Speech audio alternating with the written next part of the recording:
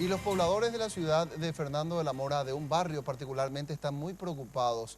Días atrás se confirmó el fallecimiento de una adolescente, de una joven, y los familiares creen que fue a partir de un cuadro de dengue que padecía esta joven. Estuvo deambulando por varios centros asistenciales y son muchos los pobladores de esa zona que ya fueron diagnosticados con dengue. Nuestro compañero Mauricio Durán tiene los detalles de cómo se encuentra la gente en la zona y cómo se dio esta colonización de mosquitos en el lugar. Adelante. La zona en la que nos encontramos ahora mismo es la ciudad de Fernando de la Mora, en las inmediaciones de la avenida Zabalacue. Aquí recientemente se registró la última muerte por un caso de dengue en una mujer joven de nombre Liz Villasanti. Queremos mostrar, compañeros, lo que son las inmediaciones de la casa donde vivía Liz con su familia.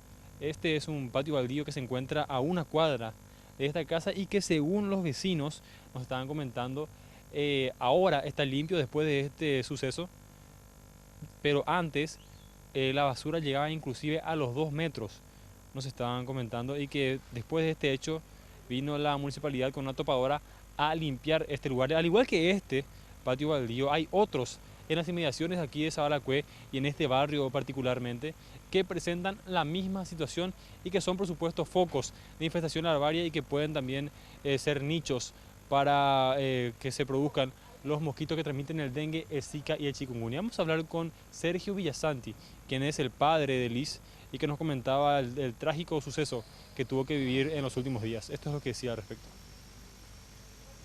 Es una pérdida muy grande porque ella era una chica, digamos, sobresaliente, no tenía ningún problema de enfermedad, joven, con muchos proyectos para el futuro.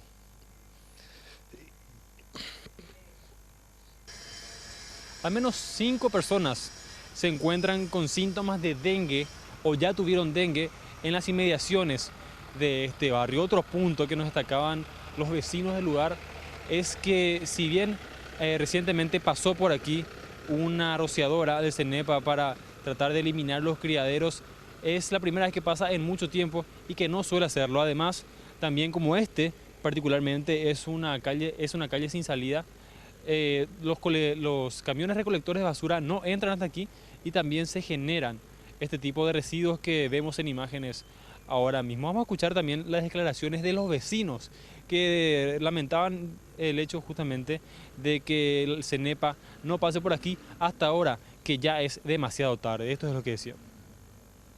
Ayer a la tarde vinieron a fumigar acá. ¿Y antes de eso? No, no, señor. La verdad que ya hace como bastante ya. Después de que hubo muchas enfermedades, estas no pasaron más.